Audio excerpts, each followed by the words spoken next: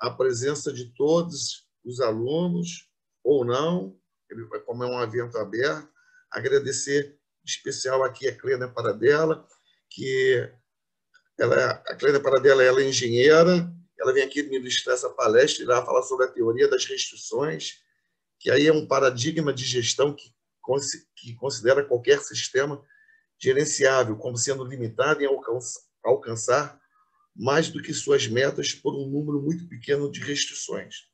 A nossa palestrante, a Clênia Paradella, ela é graduada em Engenharia Civil, pós-graduada em Gestão de Projetos e Engenharia de Produção, com 15 anos de experiência em gestão de projetos e portfólio de projetos de engenharia e TI. Parece que também tem um blog, não tem, Clênia? O próprio LinkedIn, eu tenho feito alguns artigos no LinkedIn. Ok. Então, ela vem aqui, então, compartilhar do seu conhecimento com todos nós. Agradecemos aqui, já bem horadamente, e passo a você a palavra do protagonismo aqui, da ação aqui, ok? Eu vou estar te ajudando aqui o tempo inteiro. Ótimo. Por favor. Obrigada, professor. Pessoal, boa noite. Eu falo que realmente é uma honra para mim estar aqui, passar conhecimento, falar um pouco das coisas que eu sei, é uma das coisas que eu mais gosto de fazer. Isso me dá uma energia fantástica, então eu espero que a gente possa trocar um pouco aqui, falar. Vocês fiquem à vontade para perguntar. Não prometo saber tudo, tá? Mas eu prometo dizer quem sabe. Então, normalmente eu costumo fazer isso.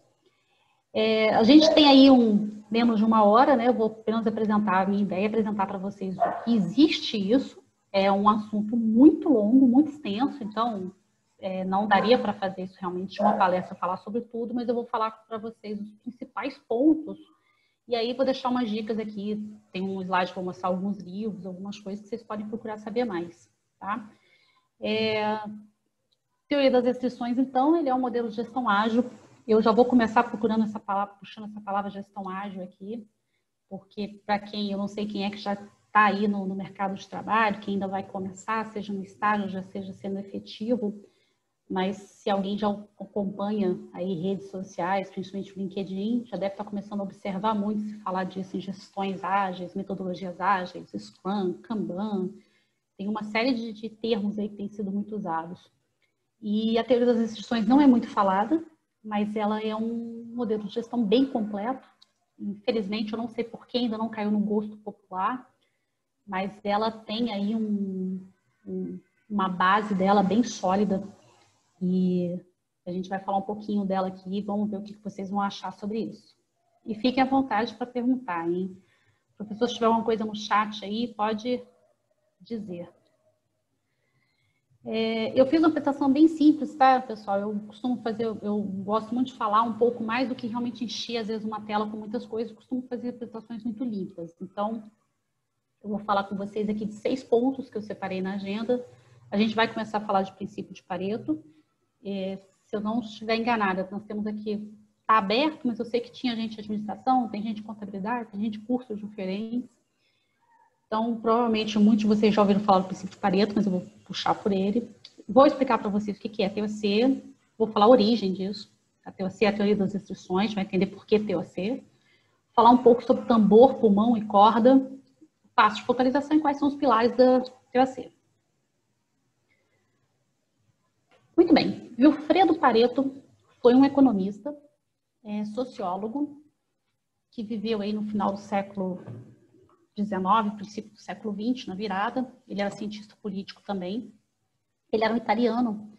E hoje se fala muito do princípio de Pareto, se alguém já ouviu falar em diagrama de Pareto, que diz que 80% dos nossos problemas são resolvidos atacando apenas 20% das causas, né? Então, apenas 20% das coisas que acontecem dão impacto de 80%.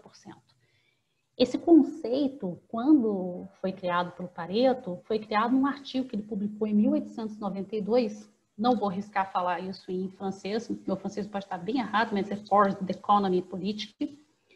E ele era estudante ainda na universidade, e ele publicou esse artigo, e nesse artigo, na verdade, o foco dele era falar sobre questões de distribuição de renda e riqueza entre as populações. Então, ele fez o princípio de Pareto falando sobre economia. E aí ele observou que aproximadamente 80% da terra na Itália só pertencia a apenas 20% da população. E aí ele fez esse artigo em cima. Mais tarde, um consultor de negócios chamado Joseph Moses Juran acabou observando que esse princípio que o Pareto tinha observado, ele era aplicável para muito mais coisas. Então, ele desenvolveu o nome do princípio de Pareto, deu o nome de Pareto em homenagem ao Vilfredo Pareto, embora não foi o Vilfredo Pareto que criou o princípio mesmo, e começou a aplicar em negócios. Uma curiosidade que o Pareto, ele desenvolveu essa teoria dele observando o próprio jardim, porque tinham vagens de ervilha, ele observava que apenas 20% daquelas vagens produziam 80% das ervilhas. Ou seja, a maioria não tinha ervilhas nela. E aí, ele pensando nisso, acabou transportando isso para a economia. E o que isso tem a ver com o que a gente está falando, né? Bom, quando a gente fala de princípio de Pareto, se a gente observar, por exemplo, o próprio artigo dele, ele fala sobre terra versus população. Então, ele está usando dois elementos de dependência um com o outro. Ele desenvolveu isso falando de vagem versus as ervilhas dessa vagem. Estão sempre falando de dependências entre eles. Então, são apenas dois elementos. E não necessário, é muito mais simples de observar, né? Agora, quando a gente fala de uma organização, que a gente tem várias coisas, a gente tem processos, relações humanas, sistemas, objetivos, são muitos elementos dentro de um sistema, organização, para se interligarem. Cada mexidinha que você dá em um ponto, ele é capaz de impactar um todo. Então, como tem muitas interdependências, a variabilidade que a gente pode aplicar aí é enorme. E aí, o que acontece?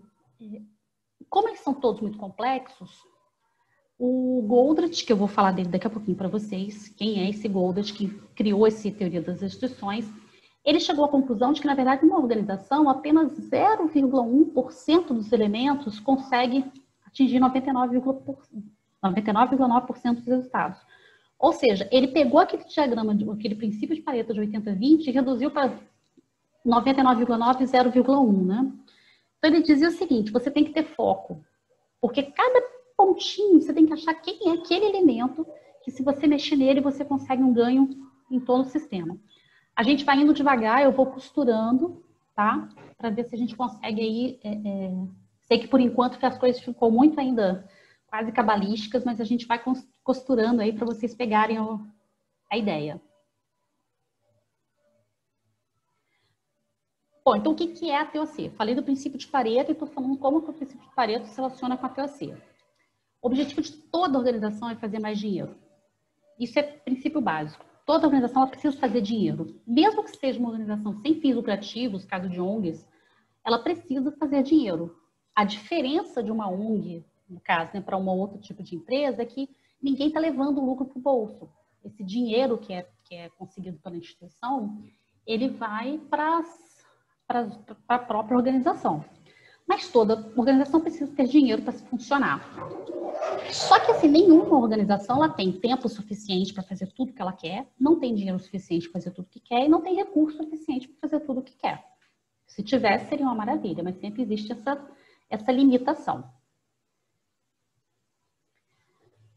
Como o objetivo de toda organização é fazer mais dinheiro, existem 3 caminhos para atingir esse objetivo, tá? Ou você aumenta o ganho, o que fica uma coisa bem... O que fica bem... Geralmente é o mais óbvio, assim, as pessoas pensam, poxa vida, eu preciso aumentar meu dinheiro, né? Ou você reduz despesa operacional. Desculpa, a gente tem uma pessoa passando aqui atrás de mim só para ligar um ventilador. Essas coisas acontecem também. Obrigada. Pronto. Vou botar no... Valeu, obrigada. Desculpa a interrupção, gente. Rio de Janeiro está muito quente. Bom, vamos lá. Estão buscando aqui. A gente consegue aumentar o ganho, reduzir despesa operacional ou reduzir inventário e investimento. O que seriam essas 3 coisas, né? Aumentar ganho, você tem que vender mais. Só que isso não depende só da empresa, né? O que acontece? A gente vê agora a gente está no meio de uma pandemia, algo que aconteceu por causa de um vírus, impactou todo o planejamento financeiro. Então, com certeza, nenhuma empresa, nem pessoa física, né, chegou agora no mês de outubro como que estava sendo planejado em janeiro, porque ninguém ia imaginar que as coisas iam acontecer como aconteceram. Então, aumentar um ganho é algo que não depende só da empresa, ela depende de terceiros também. A segunda forma de você atingir o objetivo de ganhar mais dinheiro é você reduzir a despesa operacional. Normalmente, as empresas, é a primeira coisa que elas pensam. E aí, de novo, um exemplo desse momento agora de pandemia. O que acontece? Você está no meio de uma pandemia, não consegue aumentar dinheiro, não consegue aumentar o ganho, e aí a forma como você tem de melhorar teu caixa, reduz a despesa operacional e começa a cortar as pessoas. Ou cortar produtos, cortar a qualidade de produtos. Só que isso afeta também a empresa, afeta a imagem da empresa, afeta uma série de coisas. Mas é geralmente o mais intuitivo que as pessoas fazem. E tem um terceiro ponto que não é intuitivo, que as pessoas não prestam muita atenção, assim, não é a primeira coisa que vem à cabeça, que é você reduzir o inventário, reduzir o investimento. Mas o que quer dizer isso?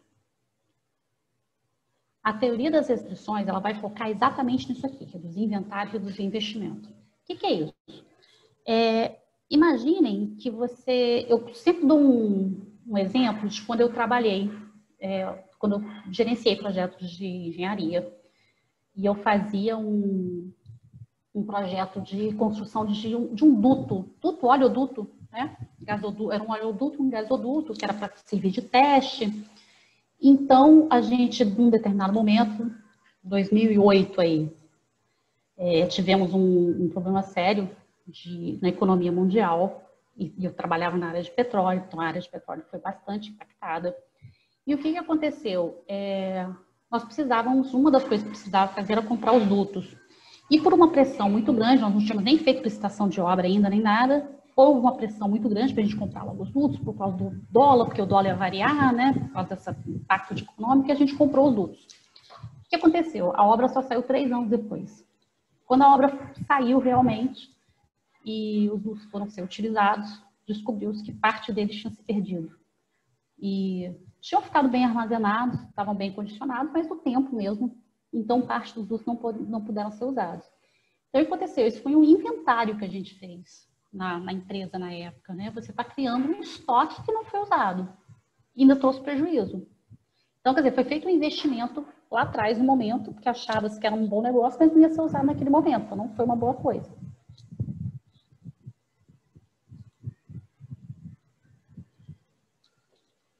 Ih, tem uma coisinha errada ali. É Theory of Constraints, tá, gente? Eu acabei escrevendo, o corretor deve ter corrigido aqui. Então, quando a gente vai falar de TOC, a gente vai falar de redução de inventário e investimento. Okay? TOC é a sigla da palavra em inglês. Theory of Constraints, então que seria a teoria das restrições na tradução.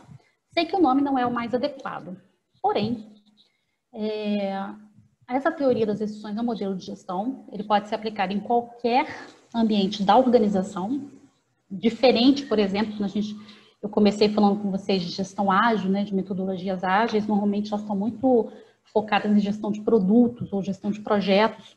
No caso da teoria das restrições, ele é um modelo de gestão empresarial, então ele pode ser aplicado numa empresa como um todo, apenas num setor, e pode ser em qualquer setor.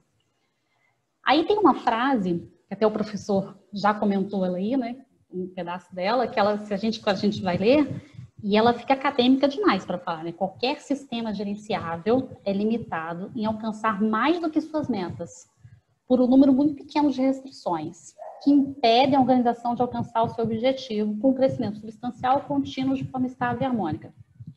Para tudo. Que diabos é isso? Né? É uma palavra é uma frase muito acadêmica, muito teórica. Então, vamos tentar entender um pouquinho o que é isso.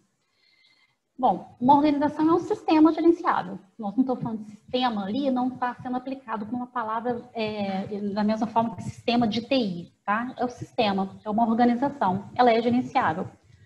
Só que ela tem um limite. Pouco atrás eu ainda falei com vocês, né, que nenhuma empresa tem todo o tempo do mundo, o dinheiro do mundo e recurso do mundo para fazer o que quiser. Então, ela já tem um limite para alcançar todas as metas que ela tem. E, normalmente, esse limite, ele é um número muito pequenininho de restrições. Também fazendo um vínculo, quando eu falei com vocês do princípio de Pareto, que 0,01 0,1% que você mexa consegue um impacto no todo.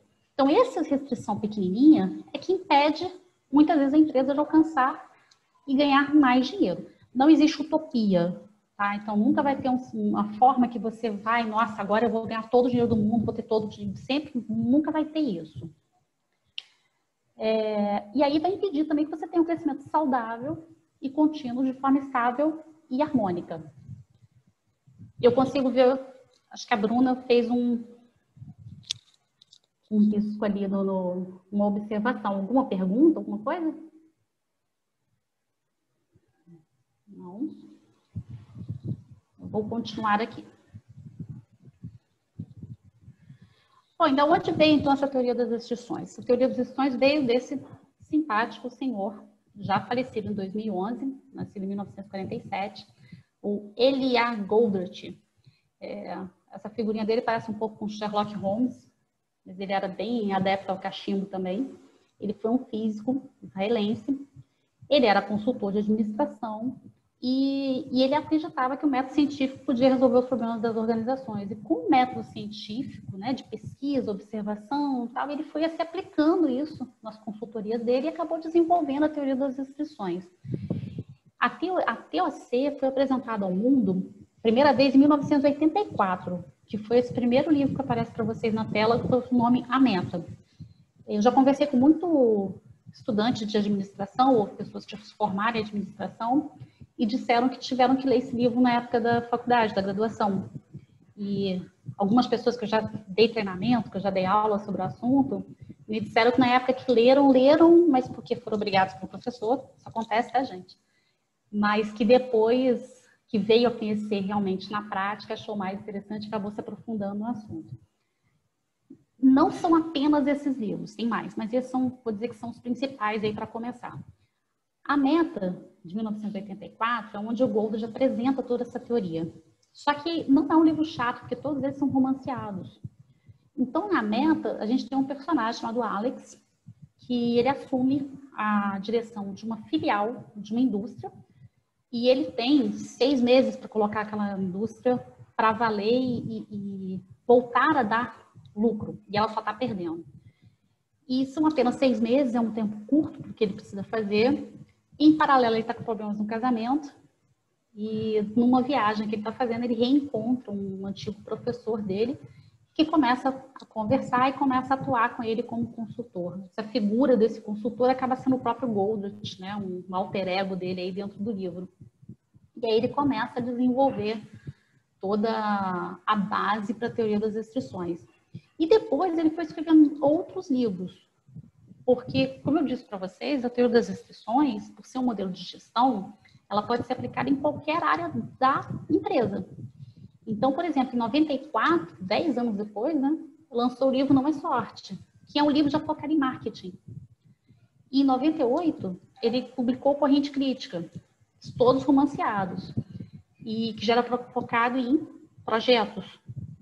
A Escolha é um livro de relações humanas. Em 2008, ele publicou também, do mesmo ano, né, Necessária Sim, mas Não Suficiente, que já é focado em software, ERP, tipo esse software da SAP, né, que esses softwares são integrados. E em 2011, ele fez um Não é Óbvio, publicou, que é um livro de varejo. Não são apenas esses livros, tá? Existem outros livros também, mas esses são praticamente os principais. Todos são romances, então são livros que não são chatos de ler, são livros que realmente prendem, você vai ficando curioso para saber o que vai acontecer, o que vem depois, o que acontece com o personagem, como é que ele vai resolver, porque sempre são questões de gestão para serem resolvidas. E, então, são livros que te envolvem bastante. Então, se alguém aí se interessar pelo assunto, quiser começar a se aprofundar, comece lendo A Meta e depois busque aí o que achar que é mais interessante. E aí, eu falei para vocês, vamos fazer aqui uma recapitulação desses minutos que a gente passou. Alguém abriu o áudio? Alguém alguma dúvida?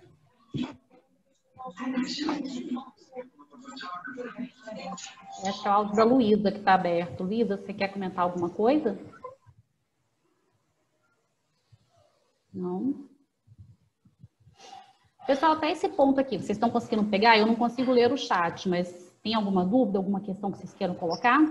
Sim, tá tranquilo. Né? Que a coisinha diga, porque eu sei que é um assunto que é bem novo, tá?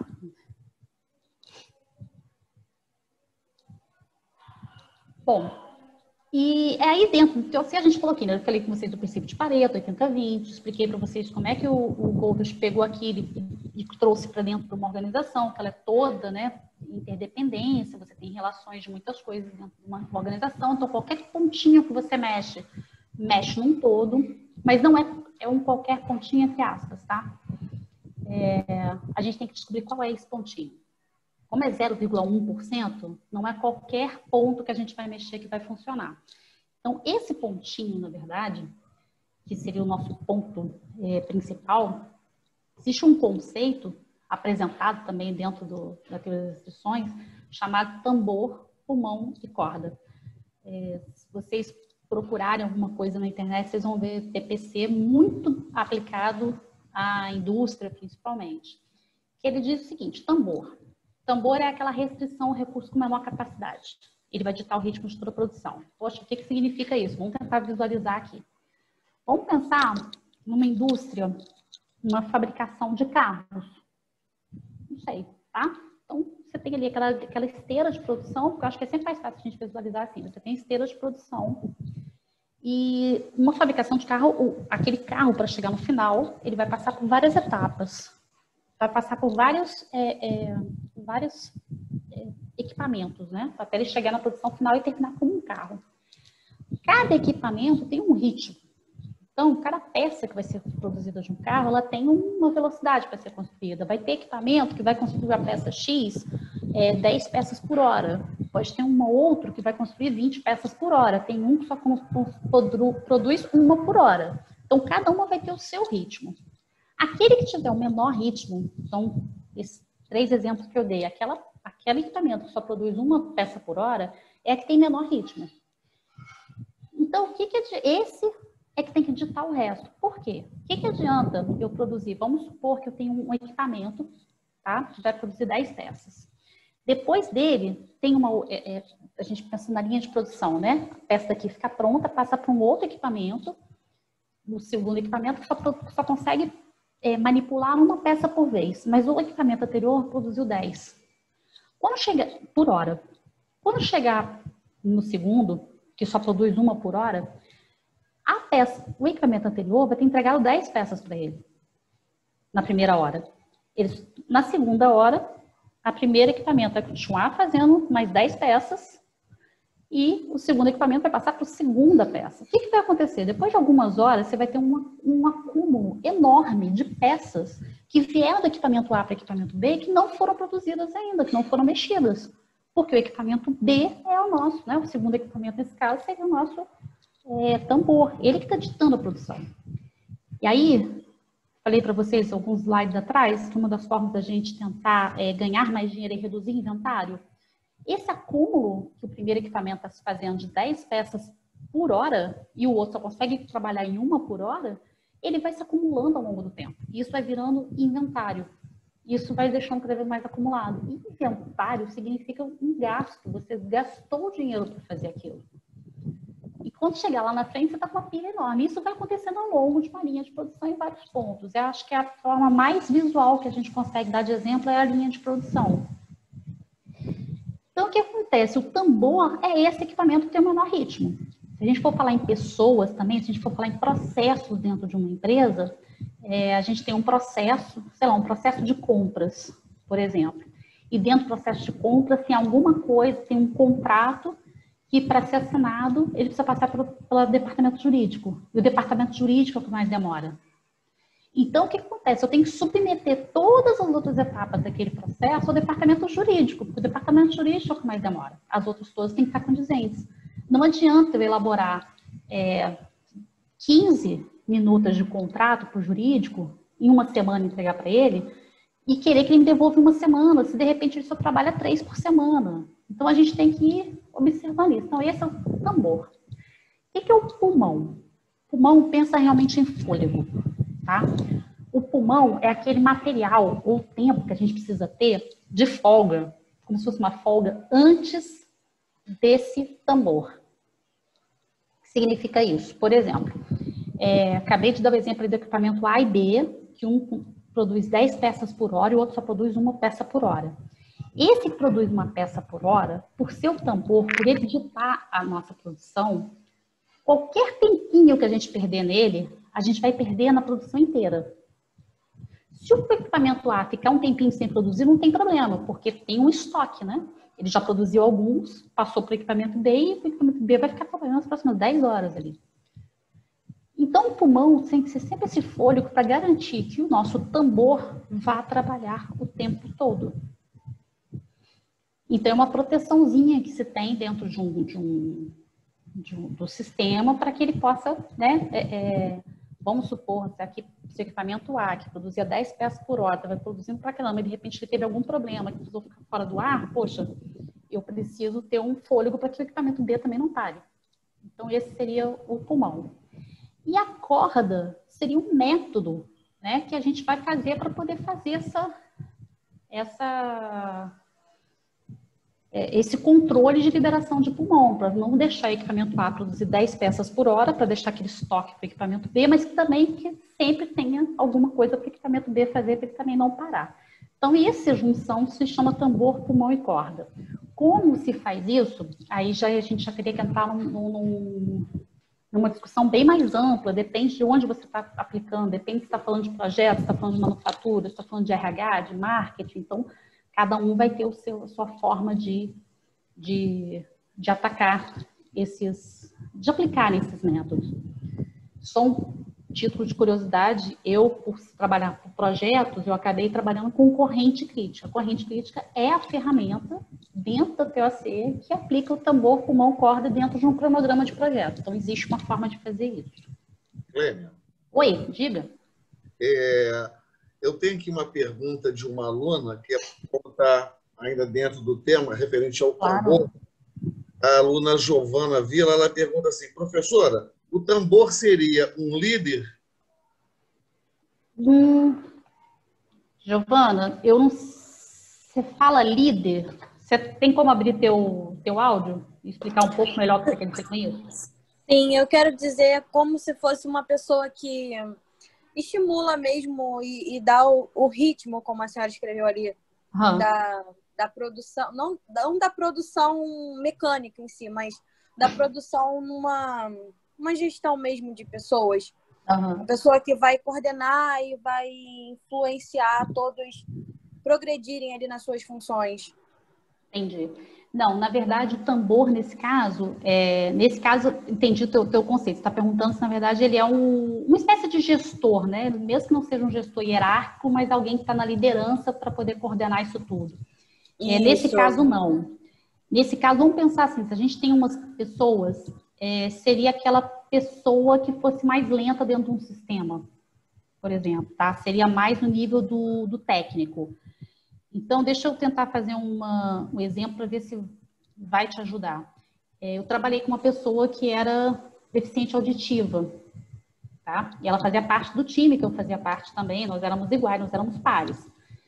Imagina que agora, em época de pandemia, nós tínhamos a gente só se falava, né, via virtual, então a gente fala mais por áudio. E essa pessoa tinha várias limitações de audição, por exemplo, né? Várias limitações de comunicação com ela. As reuniões com ela eram mais lentas. Então, por exemplo, se a gente estivesse falando de alguma coisa que tivesse que passar por ela, algum processo que tivesse que passar por ela, esse processo ele vai ser mais lento quando chegar por ela, porque ela teria uma limitação maior de audição. Por causa da audição, a comunicação com ela se torna mais tempo. Então, uma coisa que eu vou explicar para uma pessoa em 5 minutos, com ela a gente gastaria 30 minutos. Então, o ritmo dela se torna diferente. Então, não adiantaria, por exemplo, eu querer passar 5 tarefas para ela em 1 hora, porque se eu vou gastar 30 minutos para passar cada tarefa. Estou dando um exemplo assim, bem no alto, assim, para ver se consegue ficar um pouco mais claro. Então, não seria, na verdade... quando a gente fala tambor, não é só pessoa, pode ser o equipamento mesmo que produz, o equipamento que produz menos peças por hora dentro da linha de produção. Pode ser uma pessoa que seja mais lenta, seja com uma limitação, eu dei um exemplo de uma limitação física, né? Mas pode ser uma pessoa que seja mais lenta. Pode ser o próprio, dentro de um processo, você tem várias etapas dentro de um processo. Então, pode ser uma etapa do processo mesmo, que ele está com um tempo maior, que de repente esse tempo pode ser enxugado, né? Por exemplo, eu já trabalhei em lugares que você mandava uma coisa para o jurídico levava 15 dias para te retornar, isso era padrão. Quando a gente trabalha com órgão público, por exemplo, também é assim, você passa, eles têm lá 60 dias para te devolver a aprovação de alguma coisa, só que se eles te devolvem um questionamento no dia 55, você tem que responder rápido, mas a hora que devolver para ele de novo, ele conta mais 60 dias. Então, esse seria o meu tambor, por exemplo, que ele está o mais lento dentro da minha linha, que ela pode ser processo, pode ser produção, pode ser pessoa, pode ser equipamento. Não sei se consegui deixar mais claro. Senão, eu acho que um pouquinho mais pra frente pode ser que fique um pouco mais claro. Outra questão também é que não é porque o ritmo é mais lento que não seria útil, né? Sim, com certeza. A questão é apenas que a gente tem que identificar isso e submeter isso. Eu vou entrar aqui, ó. Eu vou falar com vocês agora do passo de focalização. O dos 5 passos. Eu acho que nesses passos de focalização agora vai ficar bem claro essa questão da utilidade e como é que a gente trabalha com isso, né? Porque não significa realmente porque alguma coisa tá ruim que a gente vai dispensar. Como eu disse para vocês, as 3 formas que a gente tem de ganhar mais dinheiro, uma delas é reduzir inventário, reduzir esse tanto de estoque a produzir e tudo mais. A gente tem formas de fazer isso. Então, vamos combinar o seguinte, eu vou explicar esses passos de focalização, tá? E a hora que eu terminar, a gente abre de novo, e aí, se o que não ficar claro, a gente vai aqui tentando ficar mais claro. Pode ser? Sim, sim. Beleza. Silêncio, às vezes, diz bastante coisa, né? Eu sinto falta do presencial, às vezes, gente. Vamos lá. O que são os passos de focalização? Eu vou dar para vocês um pequeno spoiler, tá? Que no livro A Meta, o personagem Alex, da onde que surgiu esse espaço, né? O personagem Alex, ele tem um momento que ele vai no final de semana levar o filho dele para fazer um acampamento de escoteiros. Quando ele chega lá, adolescentes, tá? Imagine aí de 10 a 15 anos, mais ou menos, nessa faixa etária, e o responsável, a pessoa que seria responsável para conduzir esses escoteiros por uma trilha e depois chegava no topo de um morro e para acampar e voltar no dia seguinte. A pessoa responsável não podia ir. E esse Alex, como estava com o filho dele lá, acabou sendo responsável e foi. E no meio do caminho ele começa a observar algumas coisas interessantes. E daí que no próprio livro ele dá esse passo da focalização. Quando eles começaram a caminhar, normal, né? Todo mundo caminhando no mesmo ritmo, aquela animação, caminhando com uma trilha, todo mundo junto. Depois de um tempo ele começou a ver, ele estava à frente da fila, e ele começou a ver que começou a ter um espaçamento no meio da fila. As pessoas começaram a ficar mais distantes umas das outras em determinado momento. Ele ficou preocupado, afinal de contas, responsável por um monte de adolescente. Ele resolveu fazer uma mexida nessa organização da fila. Então, o que ele fez? Ele foi para trás, o último da fila, pegou aquela pessoa que era mais rápida e botou essa pessoa na frente, para puxar a fila. E falou, todo mundo segue essa pessoa. E ele ficou para trás. Passou mais um tempo, alguns metros, alguns quilômetros andados, ele de novo percebeu um buraco na fila. Ele falou, não é possível. O que está acontecendo? E ele começa a observar que tem um garoto no meio desses escoteiros chamado Herbie. E esse Herbie, ele está fora de forma, tá? Então ele está se cansando mais rápido que os outros. Dá para ver que tem uma pessoa que está fazendo um esforço muito grande para acompanhar o ritmo dos outros e ele acaba sendo mais lento. Então, o que acontece? Ele pega esse Herbie e bota o Herbie lá na frente da fila. Chega para o resto da fila e diz assim, agora vocês vão acompanhar o ritmo do Herbie, ninguém pode passar dele. E assim eles continuaram a andar. Ele percebeu que não tinha mais buraco na fila. Porém, passado um tempo, ele observou de novo que o Herbie ainda podia dar mais do que ele estava dando, porque ele estava com uma mochila muito grande. É aquele garoto que sai para o acampamento e a mãe bota todos os casaquinhos dentro da bolsa, sabe? Deus fazendo um calor de 40 graus, leva o casaquinho que vai chover. Então, ele estava com uma bagagem enorme, muito pesada. O que o Alex fez? Ele pegou a bagagem do Herbie e distribuiu entre os outros escoteiros. Assim, ele ganhou mais ritmo e eles conseguem chegar ao topo do morro no horário que tinha planejado. Vamos pegar essa história do herb agora e traduzi-la, passar para cá para os passos de focalização, tá? Entendam os passos de focalização, se alguém já viu aí o PDCA, Plan, Do, Check, Action, né? Planejar, fazer, avaliar e repetir, ele segue muito o mesmo conceito, porque são passos para você fazer uma melhoria contínua. Então, o primeiro ponto é você identificar qual é o ponto do processo que demora mais. Na história do herb, eu não vou dispensar o herb. Eu não vou dizer para o herb, se você está fora. Mas o que eu fiz? O que o Alex fez? Ele identificou que o herb, que poderia ser uma etapa do processo, poderia ser um equipamento, poderia ser uma pessoa, é a pessoa que está mais lenta naquele momento. Então, ele era o responsável para ditar o ritmo. O que ele fez na hora de explorar ao máximo a restrição? Ele pegou o herb, colocou ele para frente e disse, todos vocês vão seguir o mesmo ritmo que o herb tem. Então, ninguém vai andar mais rápido do que o herb. E assim, ele explorou ao máximo aquela restrição que ele tinha. Ok?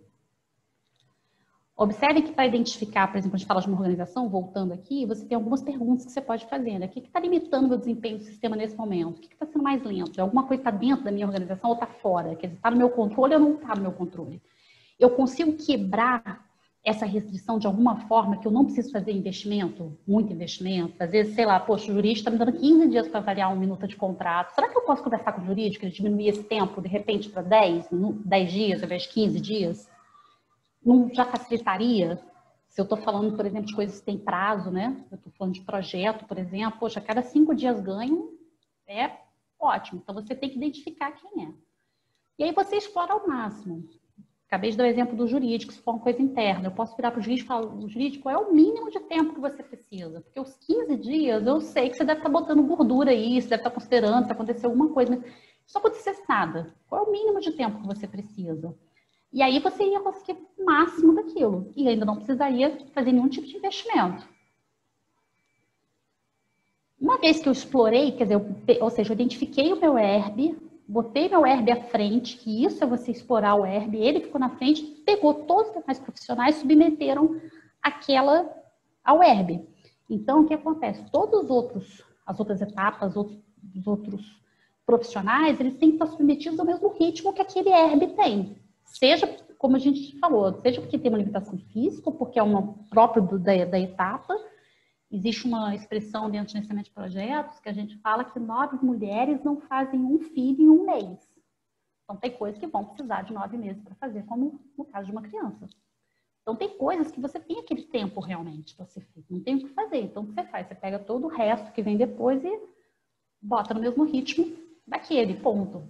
Exemplo de equipamento, tem equipamento que ele foi feito para produzir só uma peça por hora. Aquele equipamento não vai produzir 2. Então, o que eu posso fazer? Sem investimento, eu vou colocar todos os outros na condição igual àquele, para não ficar gerando inventário. Então, você subordina todos igual. Quando eu falei da linha de produção, o que seria o ideal? Se eu tenho um equipamento que faz 10 peças por hora e outro que faz 1 peça por hora, o que eu poderia fazer é pegar esse equipamento que produz 10 peças por hora e ao invés dele estar sendo usado no máximo dele, que são as 10, eu reduzo. Faço 1 por hora, faço 2 por hora no máximo. Justamente para não ficar gerando esse estoque para frente, não gerar desperdício. Aí, só depois que eu passei por esses 3 passos, ou seja, eu já identifiquei quem é que está sendo a minha restrição, quem é aquele meu 0,1% que eu vou mexer em tudo, já explorei ele ao máximo, já subordinei todo o resto com essa restrição, que seria o nosso herb, aí sim é que eu poderia levar a minha restrição. Ou seja, no caso, por exemplo, aí é que começa a entrar algum investimento financeiro se eu precisasse, se chegar a esse ponto. Na história do herb, o elevar foi a hora que o Alex pega toda a capacidade, tudo aquilo que o herb estava nas costas e distribui para outras pessoas. Se a gente for falar de pessoas, já que a gente citou, às vezes numa organização é muito comum você ter uma pessoa que está super sobrecarregada, ela está com um monte de coisa para fazer e uma outra pessoa não está com quase nada. Então, por exemplo, uma das formas que a gente tem que diminuir isso é você pegar aquele trabalho todo que está com uma pessoa só e dividir com uma outra pessoa. Então, isso, você não precisa de investimento para isso. Você não precisou contratar mais gente, não precisou... Teoricamente, não precisa fazer muita coisa. Talvez você precisaria de um treinamento, alguma coisa assim, né? Se essa outra pessoa não souber tanto quanto a primeira, mas você consegue dentro de um padrão. Não precisa ser tão radical ao ponto de fazer grandes investimentos, gastar um dinheiro danado antes de chegar a fazer essas etapas. E por último, a gente começa a repetir. Porque como não tem utopia, a hora que a gente identificar qual é a restrição a que está mais gritante, uma outra vai aparecer. Eu vou dar um exemplo para vocês do que aconteceu comigo, eu gerenciando projetos de TI. Depois de um tempo, a gente descobriu, a gente tinha isso tudo, era parametrizado, tá? Nós definimos, com experiência, né, dentro da empresa, tínhamos definido quais eram os motivos que a gente identificava que estava sempre tendo atrasos nos projetos, né, cronogramas, por que estava sempre interrompendo? Por que toda vez acontecia alguma coisa que o projeto não andava como deveria? E aí, nós identificamos que uma das maiores coisas era em definição pendente, porque quando começava o projeto, ao invés do projeto continuar, o projeto parava porque tinha alguma coisa que tinha que ser definida antes e não foi definida. Então, a gente identificou essa era a nossa restrição. E nós identificamos que essa restrição, na verdade, não estava dentro do projeto, estava antes do projeto. Antes do projeto começar, quem estava pedindo o projeto da companhia não tinha todas as informações necessárias.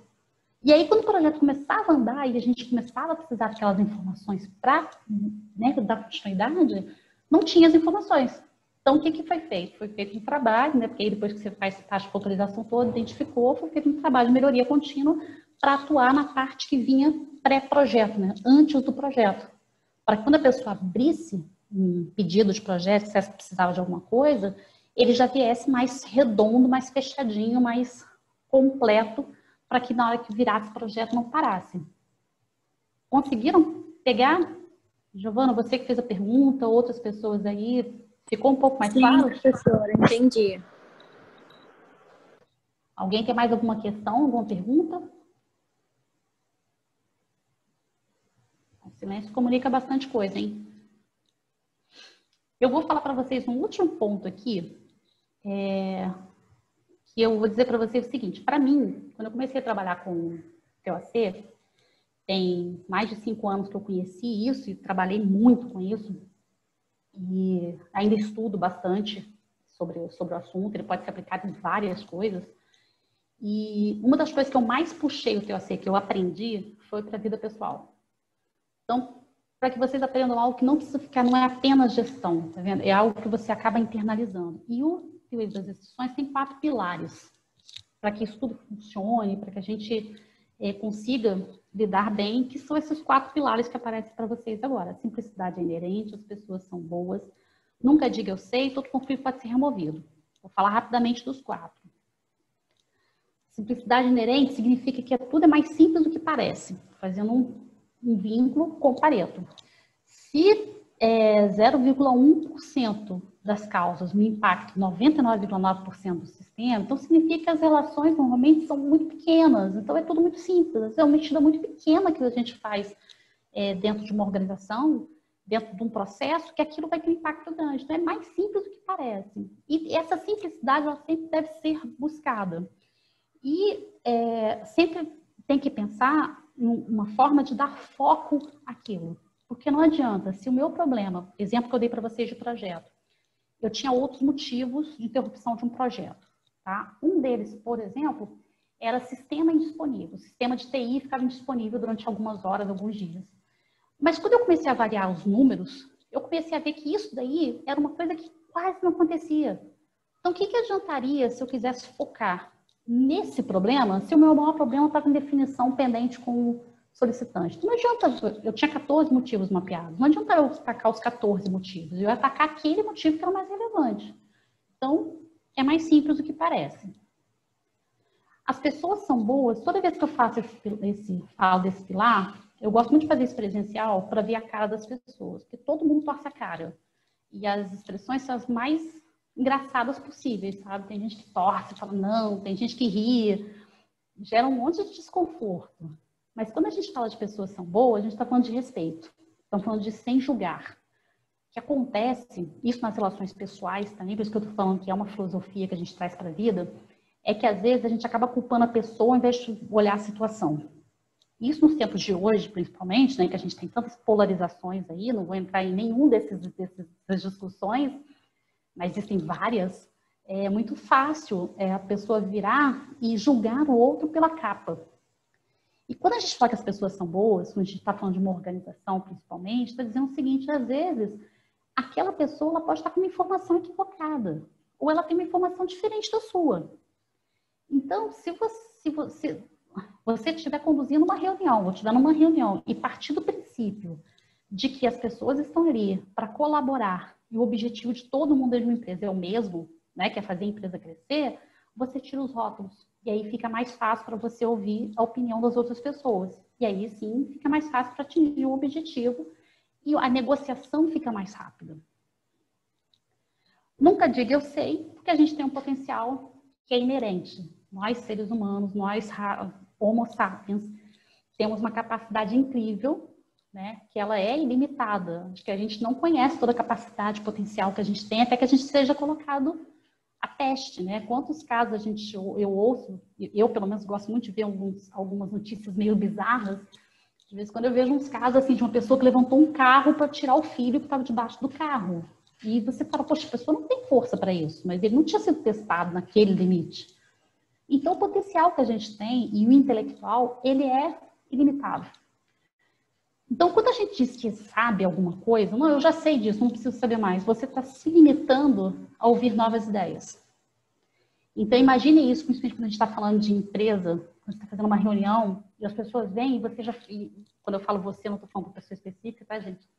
E eu já fico, não quero nem saber. Eu já sei, eu sempre fiz assim, sempre deu certo, não quero saber de uma coisa nova. Poxa, olha o tanto que você está se limitando e se fechando, de repente, para ouvir uma proposta que pode ser boa. Pode não ser, mas pode ser também. Então, estar aberto, nunca diga eu sei.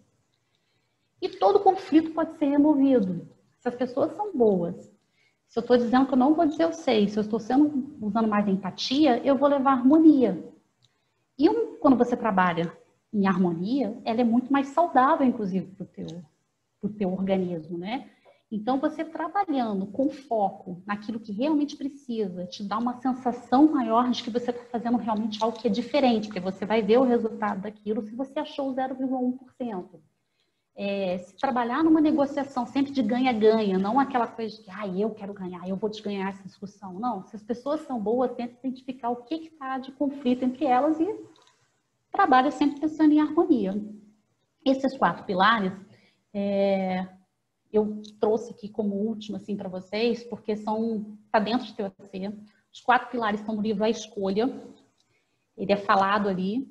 Eu aprendi muito com eles para poder realmente ter mais foco, ter mais paciência, entender melhor o que o outro quer, mudança de comportamento, às vezes, numa reunião mesmo, achei mega importante. A teoria das instituições, infelizmente, ela não é tão conhecida quanto eu gostaria que fosse, igual outras metodologias que existem por aí. Mas, entendendo como ela funciona, e ainda que vocês não consigam, por exemplo, trabalhar inteiramente ela, porque depende do patrocínio de empresa e tudo mais, a forma de pensamento dela já te faz ser um profissional diferenciado no mercado. Por isso que eu quis compartilhar isso aqui com vocês.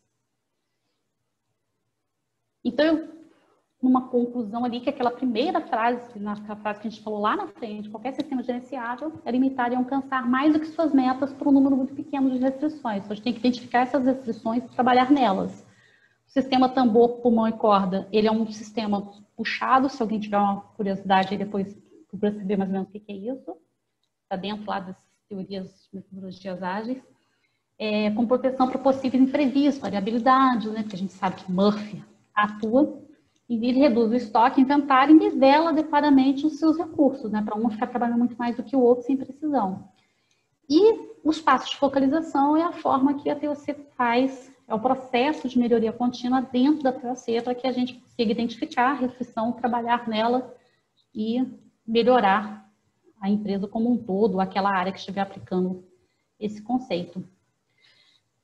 E aqui, como o professor Celso tinha falado, na verdade, eu tenho escrito um pouco, comecei a escrever mês passado no LinkedIn, então são alguns artigos, né, chamado de artigo do LinkedIn, né, não é um artigo técnico, mas são alguns artigos que eu tenho publicado lá, para falar um pouquinho sobre teoria das apresentações, aí falo de fluxo, de processo e falo de outras coisas ligadas à gestão. E aí meu LinkedIn, Clênia Paradella, é a única pessoa que vocês vão ver com esse nome, provavelmente. Então, estou à disposição. Acho que a gente deve ter 4 minutos, talvez, professor, que eu acho que era até as 8h30. Fui bem... Temos 5 minutinhos, Clênia, 5 minutinhos.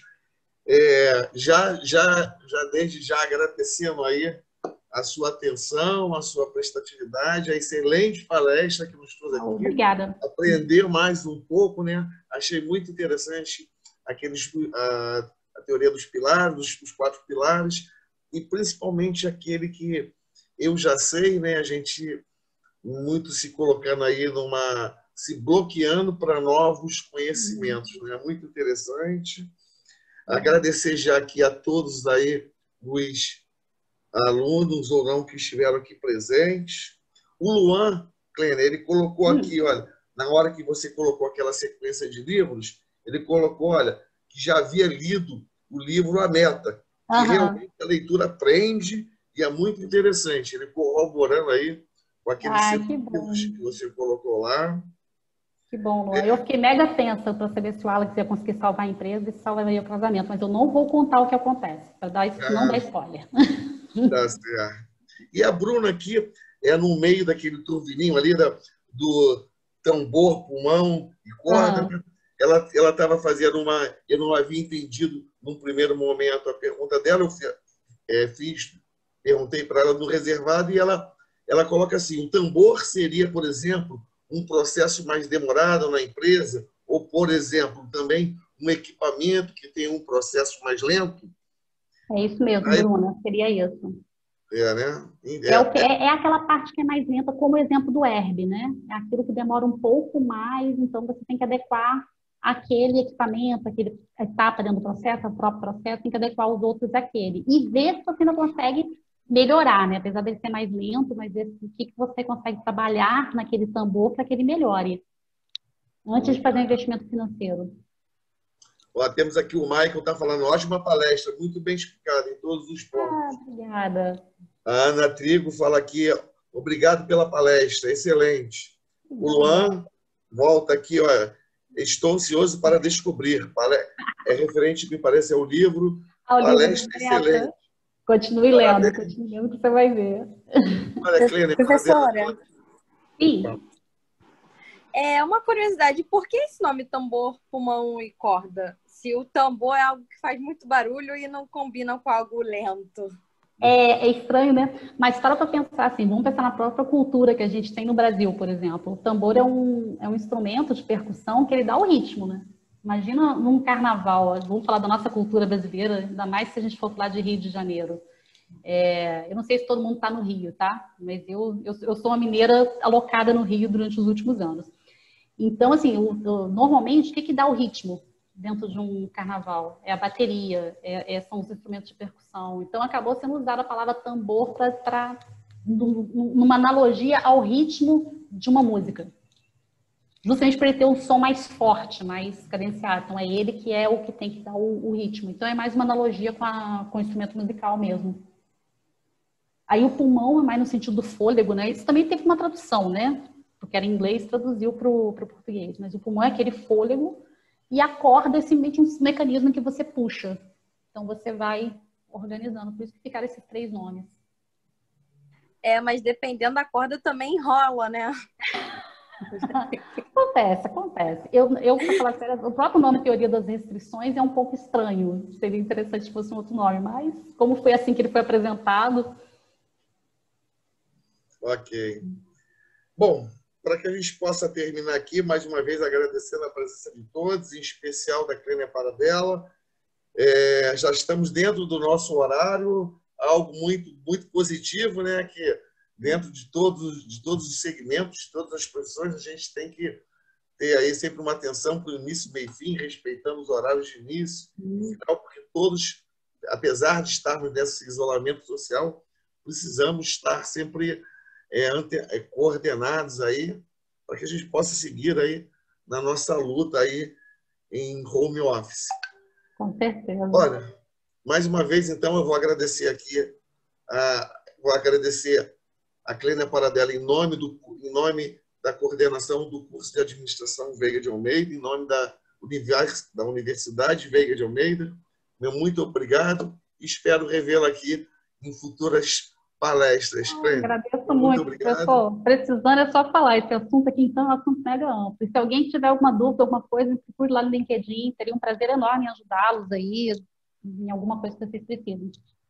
Ok. Vou, então, encerrar agora. Meu muito obrigado a todos e até a próxima, gente. Um abraço. Obrigada, pessoal. Boa noite. Boa noite aí, pessoal. Valeu. Vou